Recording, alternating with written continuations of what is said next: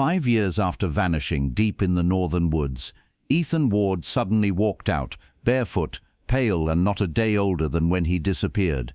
He didn't remember much, just whispered, "He's still down there."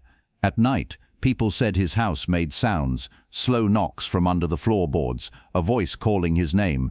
When Ethan followed the compass his brother left behind, it led him back to the ridge, where the ground still breathed. And when the sheriff found that place again, only the compass remained, needle twitching wildly, pointing towards something alive beneath the earth. What Ethan saw in those woods, and what followed him home, was never meant to return. Before we go any further, if this is your first time here, we'd love for you to hit that subscribe button and turn on notifications. Your support means the world and helps us bring you even more powerful stories. Stick with us until the end, and if this mystery moves you, share your thoughts in the comments and pass it along to a friend. There's a kind of quiet you only hear in the Oregon woods. Not silence. No, it's deeper than that. It's the sound of wind moving through pine needles, the crack of distant branches, the breath of something old, just listening. Ethan Ward always said the woods had a memory, and that memory, it never forgets who walks into it. It was October 2018 when Ethan and his younger brother Caleb packed up their old Chevy and headed for the ridge. Their father had taken them there every fall before he passed, a place so deep the GPS lost its mind halfway, leaving them with nothing but instinct, a compass, and the smell of wet bark. Caleb leaned out the window, laughing as the truck jolted over rocks. "Still think you can outshoot me this year, old man?" he teased. Ethan smirked, tapping the steering wheel. "You're just lucky Dad's not here to see that city aim of yours." The road narrowed, and the forest swallowed the sunlight whole. Moss hung from the trees like tired curtains, and the air grew colder, heavier. By the time they reached their father's old campsite, a clearing ringed by tall firs, the sun had already begun to bleed orange through the branches. They set up camp in near silence, broken only by the shuffle of boots on leaves and the occasional sigh from Ethan's thermos. Caleb was all energy, still the loud one, the talker. Ethan was the thinker, the one who carried his father's rifle with careful reverence, like it still meant something sacred. Night came early, that far into the woods. The campfire's glow cut a small circle of warmth against an ocean of dark. Crickets filled the quiet, and the brothers shared stories, some true, some exaggerated, all stitched together by laughter and cheap whiskey. Then it came, the knocking, faint at first, a deep hollow rhythm, 3 knocks, pause, then 2. Caleb froze mid-sentence. "You hear that?" Ethan nodded slowly, staring into the tree line. He thought it might be a branch tapping in the wind until it came again, closer. 3 knocks, pause, 2. He turned off his headlamp, letting his eyes adjust to the dark. The fire hissed, wind whispered through the pines, but the sound didn't stop. It moved, like something pacing just beyond the light. "Probably an animal," Ethan muttered, trying to steady his breath. Caleb smirked. "Yeah, since when do deer knock politely?" He grabbed the flashlight and started toward the sound. Ethan grabbed his sleeve. "Don't. It's late." But Caleb just smiled, the way he always did when he thought Ethan was being too careful. "Come on, man. Just want to check." Ethan watched the beam of light slice through the dark until it vanished between the trees. Minutes passed, then 10, then 20. The forest felt wrong, too still. Ethan called out his brother's name. No answer. He walked a few yards into the woods, the rifle shaking slightly in his hands. The light from camp faded behind him. He followed the sound of broken twigs, whispers of movement, but it only led him deeper, until the air itself felt thick, pressing against his skin. Then silence, a silence that hurt. He stopped near a strange circle of stones, half buried in the dirt, arranged too neatly to be natural. The compass in his hand began spinning slowly, like it couldn't make up its mind. He called again, louder this time. "Caleb." Nothing. He stood there for minutes, maybe hours, until his voice cracked from calling. Finally, he turned back toward camp, his breath white in the cold. But when he got there, the fire was out, the tent was zipped open, and his brother's pack was gone. Only one thing was left sitting by the log, Caleb's old silver lighter, the one engraved with their father's initials. Ethan's knees gave out. He sat in the dirt, holding the lighter like it could still explain something. The wind picked up again, whistling low through the trees, and somewhere deep inside that endless dark just before dawn, he heard it once more. 3 knocks. Pause. 2. Ethan's boots left prints in mud that morning, but they didn't tell the whole story. They told the part where a man ran blind through underbrush, where his heart hammered loud enough to drown out the birds, where the cold grabbed his lungs and wouldn't let go. They didn't tell the part where the world bent, and something small and sharp inside him, hope, stubbornness, whatever, kept calling Caleb's name until his throat bled. When Ethan stumbled back into town, pale and trembling, he smelled like rain and smoke and fear. His hands shook so badly the sheriff's deputy had to take his jacket. He could barely string a sentence together at first, just a ragged loop of the same words. He walked. Then he wasn't there. The stones, the knocking. People listened the way you listen to a storm, wary, wide-eyed, waiting for it to pass. News traveled faster than the deputy's truck. By noon, the hardware store and diner were full of the same question. Was Caleb okay? Conversations folded into each other, half angry, half hushed. Ethan's always been a bit of a wild one, Mrs. Hargreave from the post office said, clucking while she arranged parcels. Left his job, sleeps in his truck sometimes. Reckless, if you ask me. He's a good boy, came another voice, quieter, a man at the counter nursing coffee. Dad taught those boys right. You don't just lose Caleb. A search went up that day, slow and methodical. Neighbors with headlamps, 2 county deputies, a forestry ranger who knew the land like his own back pocket. They combed trails, checked game cameras, peered into caves that the light made look like mouths. They found boot prints stopping at a ring of stones. Ethan had seen it, but for the others it was only a curious formation, moss-flecked and ordinary. They found the lighter with their father's initials and a string of cigarette butts, crushed into the dirt like breadcrumbs. Could be he wandered off, the ranger said, practical, his breath fogging. Could be he fell, or was dragged, or a bear took him. We'll find him. Everyone wanted that to be true. They needed it to be true. They combed until the sunset turned everything gold, and then red, and then impossible. At the sheriff's office, Ethan sat in a metal chair that was too small for his shoulders. He kept rubbing his palms together, like he was trying to warm something inside his hands, like he could rub out whatever had happened. People asked the questions the sheriff had to ask. When was the last time you saw him? Who else was with you? Did you argue? Ethan answered, but his answers were edges. We were fine. We had a fire. He heard something and left. I followed. His voice closed like a trap. He couldn't say the knocking in a way that sounded sane. He couldn't say the compass spinning, the biting cold that came from nowhere. So he said less, and the less sounded worse. Rumors started like thin smoke and spread faster than the searchlights. At the diner, 2 women at the counter whispered, maybe he ran off with someone, or drugs, someone muttered. This town's got kids who try stuff. A man at the bar, slurring sympathy and suspicion, asked Ethan, you 2 fight much? Brothers bicker, you know. Ethan's jaw tightened. He wanted to slap the man or hug him. He didn't know which. Instead he swallowed and said, we never left each other. That was a truth and a lie both. As days turned into weeks, the search widened to neighboring counties. Helicopters came, blades chopping the sky into paper. They sent dogs in. They tracked for hours and then sat, confused, at the place where the scent stopped. Volunteers taped off patches of forest, stepping carefully like they might wake something sleeping. Each new team left small piles of gear, hot coffee, notes pinned to trees, keep looking, don't give up. The town held candle vigils. People left messages on flyers. Come home, Caleb, come home. Children drew pictures, crayons pressed hard, little figures standing hand in hand.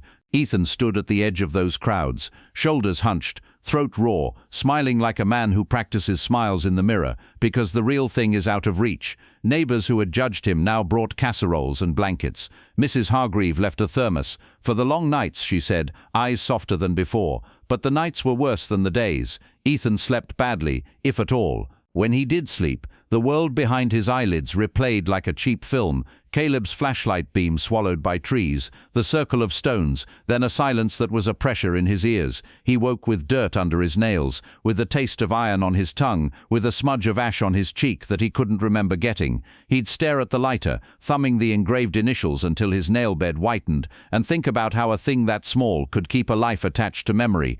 Questions multiplied. The sheriff, a man used to accidents and bad luck, began to suspect something else beneath the surface. He ran background checks. He interviewed friends, old girlfriends, and their father's old hunting buddies. Caleb had debts, small, not unheard of. He had a temper but not a record. He'd been seen leaving a bar a week earlier with a guy who'd moved through town without roots. The guy's name meant nothing to anyone. He might have left, someone whispered. He might have been abducted. He might have found trouble he couldn't talk his way out of. Ethan grew thin, nights erasing the color from his face. He returned to the campsite when he could, alone, hands stuffed in pockets, fingers tracing the circle of stones until he felt the rough edges beneath his palms. He carried a flashlight and his father's rifle, and sometimes he would sit and wait until dawn took the stars away. Town gossip sharpened again, irritated by his silent vigils. "Might be better off moving on," someone said in the hardware store, louder than necessary. "Seems like he's drawing this out." A young man who remembered Caleb's laugh muttered under his breath, "Leave him be." But the words dissolved. People wanted a resolution, and unresolved things make folks nervous. There were small, uncanny things too, that no one knew how to explain. A game camera found far off the path that should have captured deer showed only a smear of light. A neighbor's dog refused to go near the ridge at night, hair bristling, whining at nothing. On Ethan's porch one morning, someone had scrawled 2 words in the dirt with a stick: "Stay away." Whoever did it had a shaky hand, maybe a prank, maybe a warning. Ethan cleaned it up with his sleeve, and his sleeve came back black. Weeks became months, and hope thinned to a thread. Searches slowed, then stopped. The sheriff closed files with language like "no further leads" and "presumed lost." A paper stamped a term, "missing, presumed dead," like a verdict delivered by an indifferent machine. Caleb's photos remained in wallets, his laugh lived in story, and Ethan was left with the boatload of small rituals that grief requires, going to the places they'd been, sleeping in his father's chair, repeating the same prayers without believing. People's talk finally changed tone, edged with the sexless certainty of time. Life crept back into its grooves: weddings, harvests, taxes. The world wanted to be practical. Still, every now and then a whisper threaded through the town. He heard knocking, someone would say, voice dropping, followed by, "You ever hear of anything like that?" Then a scoff, and the conversation would slide into safer waters. Ethan didn't know whether people pitied him or blamed him. He couldn't tell whether their whispers were born of curiosity or contempt. He kept going back to the woods, drawn by the same stubbornness that had gotten him into trouble as a kid, because something, somewhere had his brother's name, and he kept feeling it, a presence like a bruise against the ribs, something waiting, patient as rot, that made him blink and swear he could hear a rhythm in his very blood.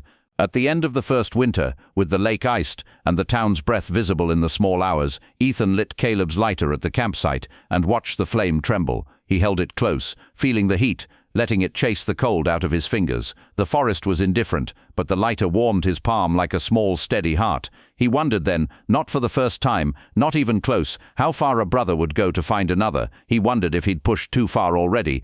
And somewhere under the gnarl of roots and stone, something listened and answered with a sound that wasn't quite a sound, more of a pressure, like hands closing slowly around a throat. It was 5 years later when the forest gave him back. The town had learned to live with the ache of the Ward brothers' disappearance. Flyers had faded on power poles, coffee-stained and ghostly. The search parties had dissolved into memory. People stopped mentioning their names aloud, except in whispers, like you do for folks who are gone but not properly gone. Then, one grey morning in late September, a logger named Jim Decker was driving down the Ridge Road, same one he'd taken every day for 15 years. He was halfway through his thermos when he saw something moving at the tree line, slow, staggering, almost naked. He thought it was a deer at first, until it stepped into the light. It was Ethan Ward. Jim stopped the truck so hard his coffee splashed across the dash. Ethan was barefoot, his clothes shredded, his hair hanging down to his shoulders. His skin looked pale, almost dusted with ash. And the strangest thing, he didn't look a day older than he had when he'd vanished. Jim yelled his name, jumped out, ran up to him. Ethan blinked, as if waking from a long, unfinished dream. He said only one thing: "Is it over?" When word spread, the whole town poured toward the clinic. People who hadn't spoken to each other in years now stood shoulder to shoulder outside those glass doors, craning for a glimpse. Phones buzzed, news vans rolled in, reporters leaned too close to exhausted cops. A voice on the radio said, 5 years after their disappearance, one of the Ward brothers has returned. Inside, under bright fluorescent light, Ethan sat in a hospital gown, fingers wrapped around a paper cup of water. He stared at it like he couldn't quite remember what to do with it. Doctors ran tests, drew blood, checked his reflexes. Everything came back wrong. His vitals were fine, but his blood work showed no sign of vitamin deficiency, no malnutrition, no organ stress. As if he'd only been gone a few days. Sheriff Lowry entered, hat in hand, eyes cautious. "Ethan," he said softly, "son, where have you been?" Ethan didn't answer right away. He just kept staring at the cup, the rim trembling against his thumb. Finally, he whispered, "He's still in there." The sheriff frowned. "Who?" "My brother," Ethan said, voice cracking. "Caleb." That single word froze the room. Rondoning. The first few days were chaos. Reporters camped outside the sheriff's office. Photographers followed every shadow that moved. People at the diner argued, half believing, half doubting. "He's been gone 5 years, and not a scratch on him," said one man, shaking his head. "That ain't normal." Another woman whispered, "Maybe he was taken. Government stuff. You don't come back like that unless you've seen things." And in a booth near the back, 2 teenagers hunched over their milkshakes, one saying, "What if he never left the woods at all? What if the woods kept him?" Inside his small hospital room, Ethan sat mostly silent. He'd wake up at odd hours, eyes wide, listening like he was expecting to hear something beyond the walls. When the nurse came to change his bandages, she noticed strange marks on his palms, burns, almost perfectly round, like he'd pressed his hands against something hot. But he couldn't remember how he got them. A day later, the sheriff showed him what they'd found with him. An old compass, tarnished but intact. It was Caleb's. Ethan's eyes filled instantly. He reached for it, holding it in both hands. The needle spun once, twice, then settled, quivering, pointing toward the North Woods. Dr. Mendez, the lead psychiatrist, tried to get him talking. She asked where he'd been, what he'd eaten, how he'd survived. Ethan hesitated before answering, his voice barely audible. "I walked," he said. "Walked where?" He shook his head. "Down there." "Down where, Ethan?" He looked up, eyes hollow. "Below." That word carried something in it, a weight, a shape that made the hairs rise on Dr. Mendez's arms. She asked again, gentler this time, but Ethan just said, "It's not done yet." Doctor my any of it. He thought trauma, amnesia, survival instinct, but one thing didn't fit, the soil samples from under Ethan's fingernails. They came back from the state lab with a note attached. Composition matches no known surface strata. Closest match, subterranean volcanic cave deposits. Estimated sealed since the 1970s. A cave that shouldn't exist. Sheriff Lowry brought it up to Ethan, hoping to trigger something. "You said below. You remember a cave?" Ethan's eyes drifted to the window. "It wasn't just a cave," he murmured. "It breathed." That was all he said before asking to go home. When he finally left the clinic, it was near dusk. The whole town watched from porches and parked cars as he stepped out, thinner, quieter, eyes sunken deep. He didn't wave, didn't speak, just nodded once and climbed into the sheriff's truck. Someone muttered, "He doesn't even look real." Another whispered, "Maybe that's not him at all." At home, his house was just as he'd left it, the same tools on the wall, the same coffee mug still sitting on the windowsill. But the air felt stale, like the place had been holding its breath for him. He moved through each room, touching things gently, like he didn't trust they were solid. In his father's old room, he found Caleb's hat still hanging on the hook. He held it to his chest for a long time before setting it back, whispering, "I'm sorry." That night he woke to a sound. 3 knocks. Pause. 2. He froze. The sound came again, not from the door, but from under the floorboards. He leaned down, pressed his ear to the wood. Something was moving beneath the house, slow, dragging, rhythmic. Then a voice, faint, almost a whisper. "Ethan, you left me." He backed away, trembling, knocking over a chair. The compass on his nightstand spun again, needle shaking violently until it pointed north. He stared at it for a long time. Then, quietly, almost like he was answering someone unseen, he said, "I know where you are." That was the night he disappeared from his own home for 12 hours. By morning, he was found sitting at the edge of town, covered in dirt and river mud, staring into the woods. He said nothing about where he'd been, only whispered one thing when the sheriff pressed him, "It's awake now." They brought a journalist in, like you bring a seam ripper to a stitched wound. gentle but intent on opening everything. Her name was Mara Ellis, late 30s, eyes that didn't blink much when she listened, a voice that made people drop the truth without meaning to. She didn't come with a camera crew at first, just a notebook, a recorder, and a patient way of making a man feel like saying the thing he'd been running from. Ethan agreed to meet her at the diner, a neutral place with chipped formica and coffee that tasted like old afternoons. He folded his hands around a mug as if it might anchor him. Mara watched him for a long second, then clicked the recorder on. The red light glowed like a small accusatory eye. "Tell me," she said simply, "from the beginning." He inhaled, slow, like someone trying to remember how to breathe. "I told you before," he said, voice thin. "We heard a knocking. Caleb went to check. I followed."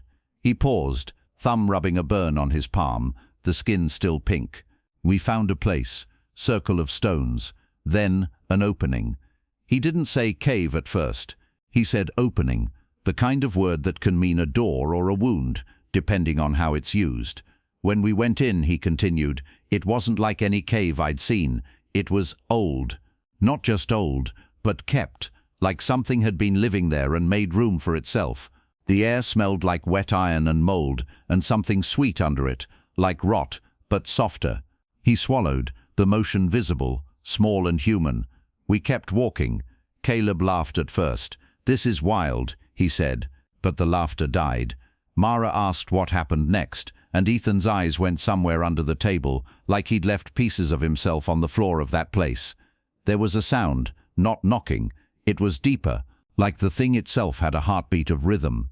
He tapped his chest twice, then once, mirroring the cadence. It made us stop.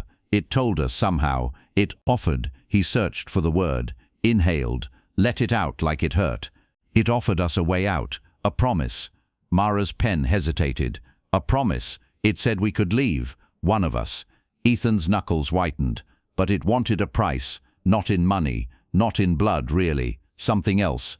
He told her about the whispering voices that weren't their own, about shadows sliding along the rock like slow tides, about the cold that didn't come from outside but from inside the air itself.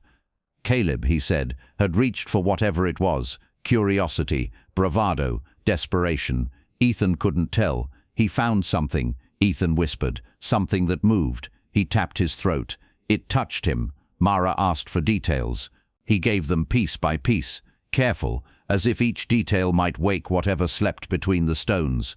It spoke without words, he said, not with sounds you'd hear, but with feelings. You knew it wanted to be noticed. It wanted someone to take the surface again. It told us we could trade places with the world above, one life for another.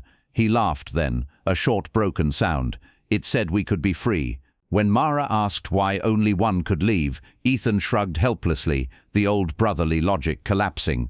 It liked balance, he said finally. 2 in, 1 out. It joked. No, it promised that the woods would mend itself if we played along.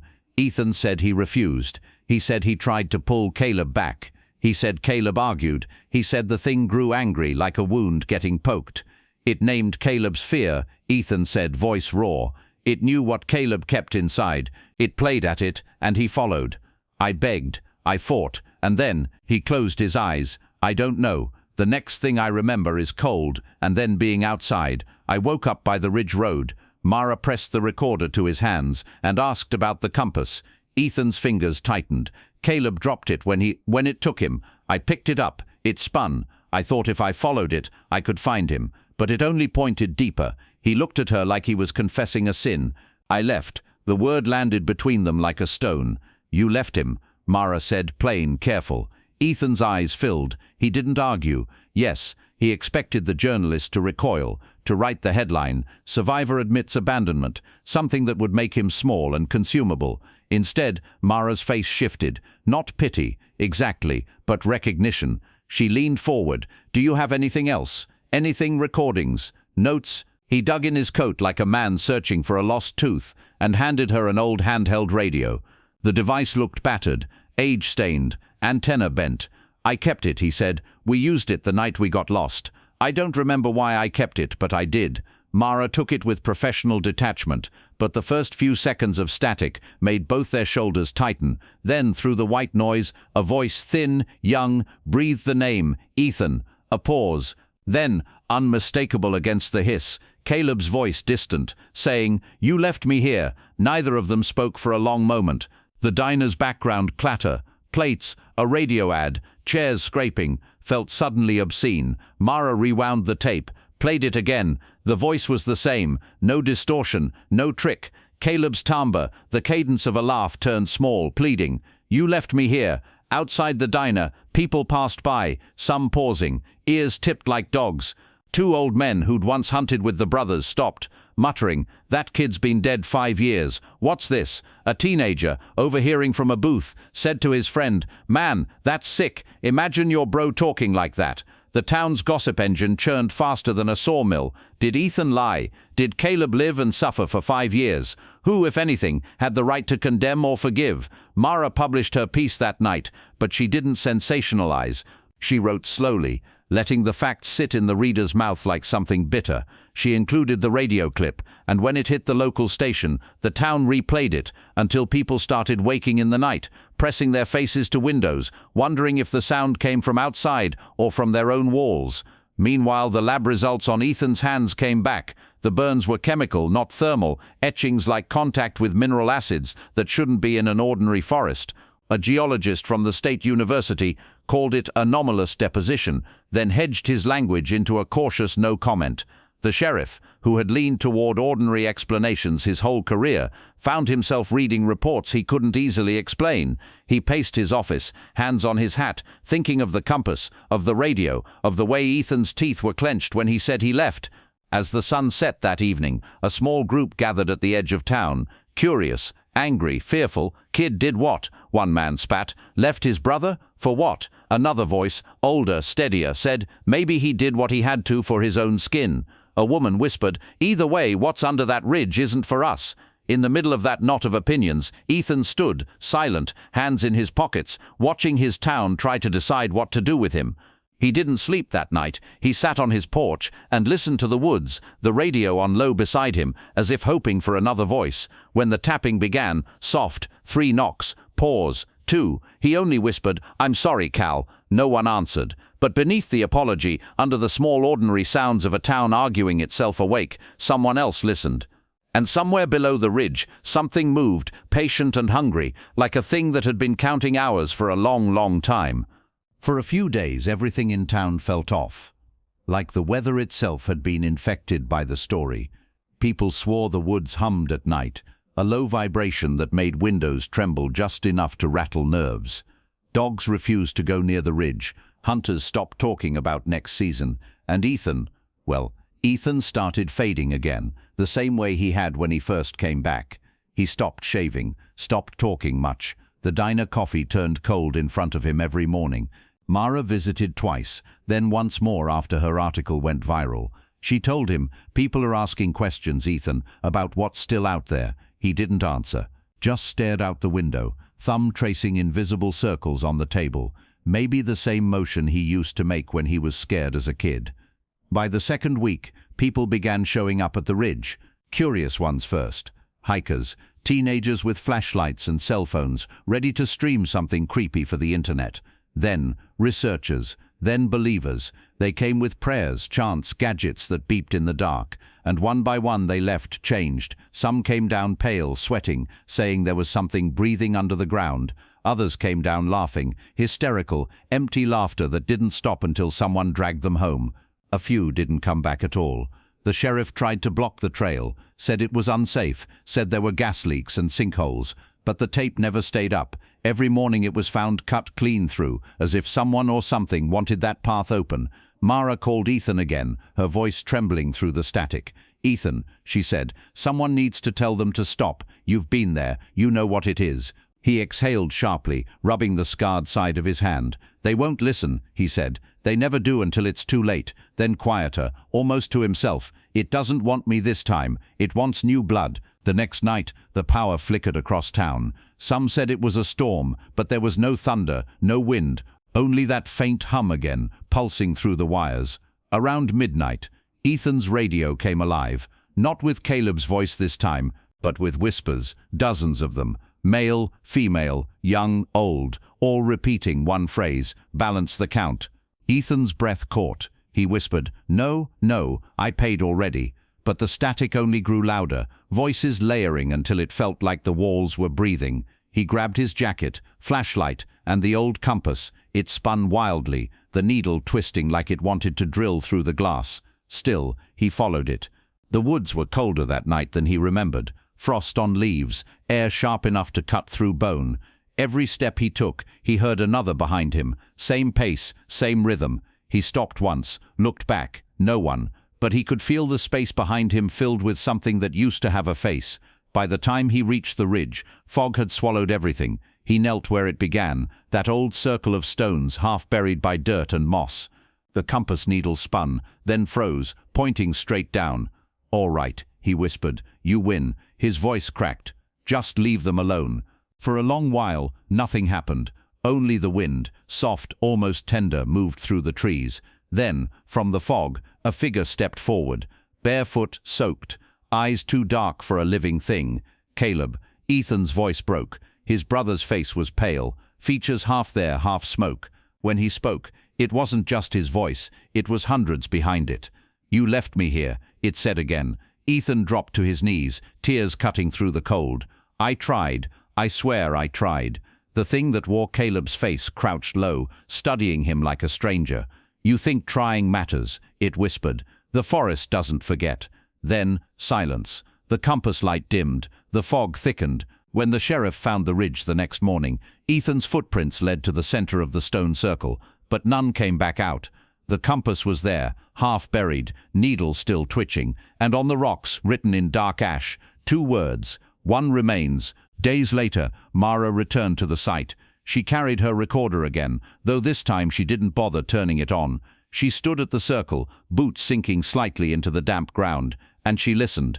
At first nothing, just the soft chirp of distant birds. Then, faint and trembling through the wind, a voice, "Help me." It was Ethan's. She turned, flashlight cutting through the trees, but there was no one, only fog, curling and breathing like something alive. Then the wind shifted, carrying another voice, this one softer, deeper. "Caleb, it's done," it said. "He's with me now." Mara stumbled back, her chest tightening. She almost dropped the recorder, but something, curiosity, dread, duty, made her press record anyway. The tape captured only faint static, then silence. Later, back in her motel room, she played it over and over. But after the 15th playback, something strange happened. The static began to form words, not voices she recognized. Not human, exactly. Just one whisper, layered like breath against glass. "You heard him. Now you tell it." And though Mara left town the next morning, she never stopped hearing the knocking. 3 times, pause, 2. Sometimes in the walls, sometimes from the ground, sometimes from her own heartbeat. By winter, the ridge was sealed off for geological safety. The official story said Ethan Carter went missing during a mental breakdown. Locals nodded, but no one truly believed it. At the diner, 2 old men whispered about it again. "Maybe he joined his brother," one said, stirring his coffee. The other snorted. "Or maybe the woods finally took what it was owed." Outside, a cold wind brushed through the trees, low, almost human, and if you listened closely, you could swear you heard a voice, quiet but clear, drifting through the pines. Balance the count, then silence, and the ridge waited, patient as ever for the next name. If you were Ethan, and your brother's voice called from beneath the ground, would you answer? Tell me what you think happened in those woods. And if you want more stories like this, dark, real, and hard to forget, make sure you follow, share, and turn on the bell. Because next time, the one who vanishes might not come back alone.